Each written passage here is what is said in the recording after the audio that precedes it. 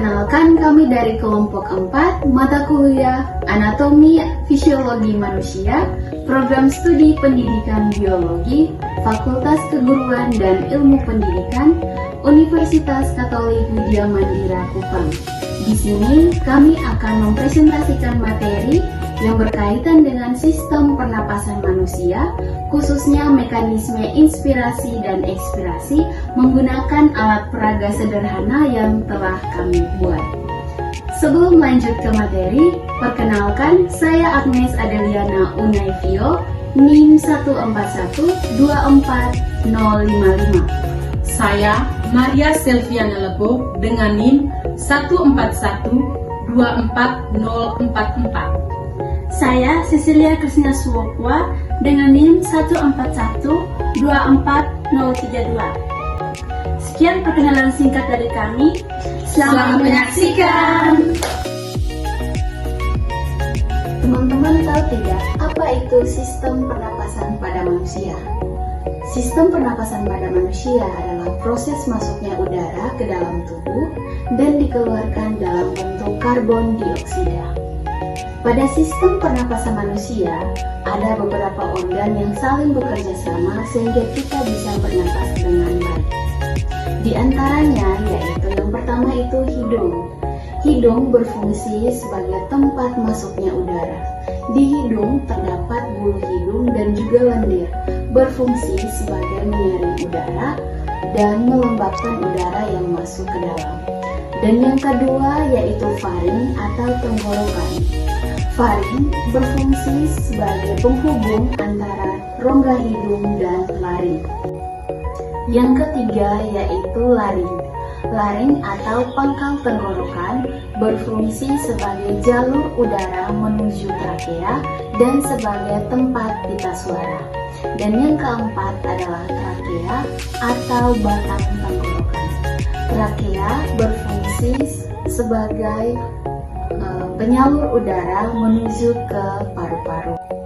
Yang kelima yaitu bronkus.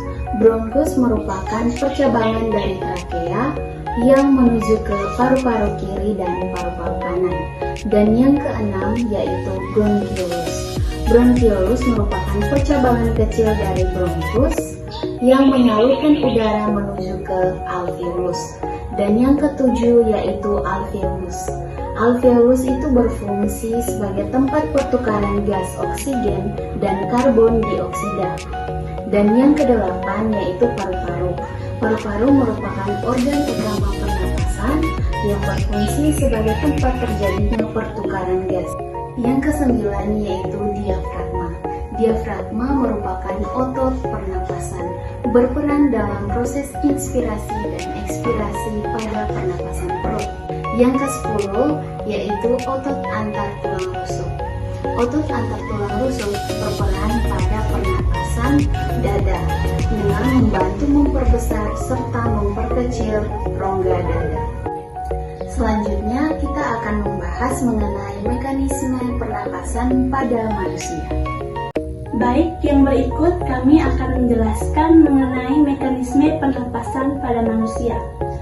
Dalam mekanisme pernapasan manusia, terdapat dua jenis pernapasan.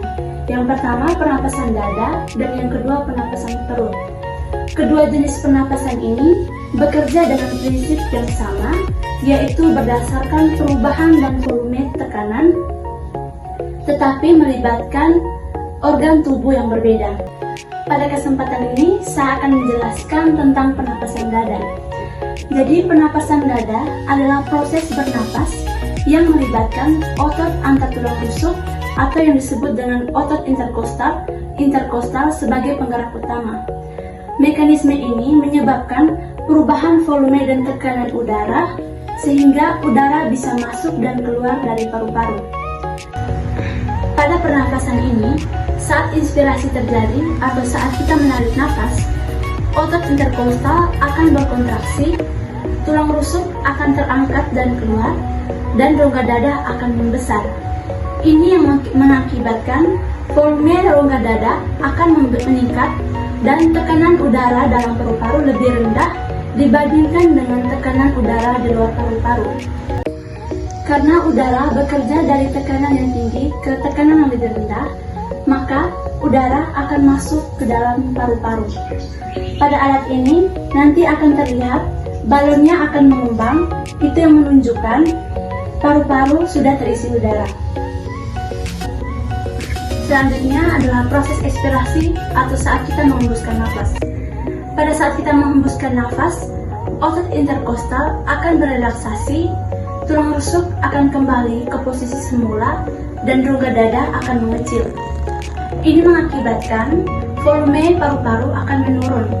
Tekanan udara dalam paru-paru lebih tinggi dibandingkan tekanan udara di luar paru-paru. Karena tekanan udara di dalam lebih besar, maka udara akan keluar dari paru-paru. Pada alat ini akan terlihat balon yang mengempis, itu menandakan bahwa udara telah keluar dari paru-paru. Supaya lebih mudah dipahami, di sini kami akan menggunakan alat peraga sederhana yang sudah kami rancang untuk memperkuat konsep volume dan tekanan udara.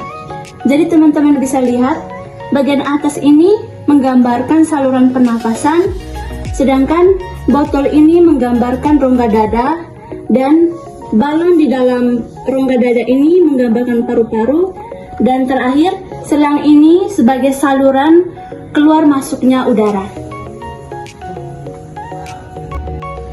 Melalui alat ini kita bisa melihat bagaimana udara masuk dan keluar dari paru-paru melalui perubahan volume dan tekanan. Sekarang kita masuk ke mekanisme pernapasan dada, dimulai dari inspirasi atau saat kita menarik nafas. Jadi saat kita meniup selang ini, maka itu menunjukkan inspirasi atau saat kita menarik nafas.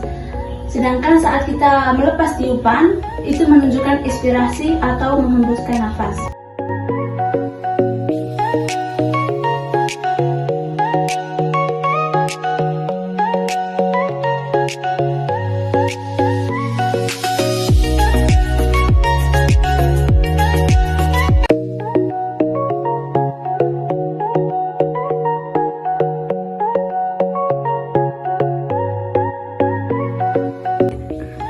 Yang berikutnya saya akan menjelaskan mekanisme pernapasan perut.